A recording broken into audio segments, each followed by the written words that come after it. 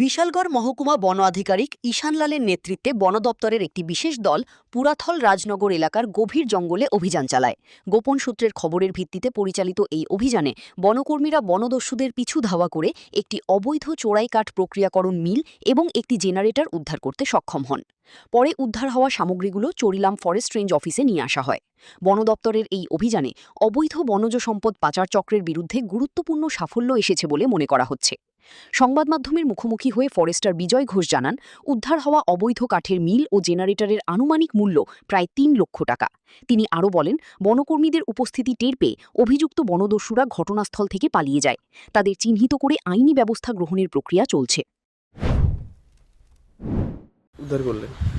সকালবেলা আমার কাছে একটা গোপন খবর আছে যে একটা সমিল চলছে। তৎক্ষণাৎ আমি স্টাফদের নিয়ে বের হয়ে যাই এটা ধরার উদ্দেশ্যে, কিন্তু ওরা খবর পেয়ে মিলটা খুলে গাড়ি নিয়ে পালিয়ে যাচ্ছিল। তৎক্ষণাৎ আমরা পিছু দিয়ে ধাওয়া করি, মিলটাকে ফেলে ওরা গাড়িটা নিয়ে পালিয়েছে। তারপর মিলটাকে উদ্ধার করে আমরা নিয়ে আসি। কি কে ছিল?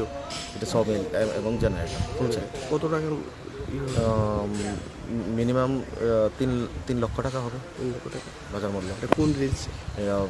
একটু Jampujala, Bishalgarh sub division, forest sub division. বনাঞ্চলে অবৈধ গাছ কাটা ও কাঠ পাচার রুখতে ভবিষ্যতেও এ ধরনের অভিযান অব্যাহত থাকবে বলে জানিয়েছে বন দপ্তর। Bureau report, news now.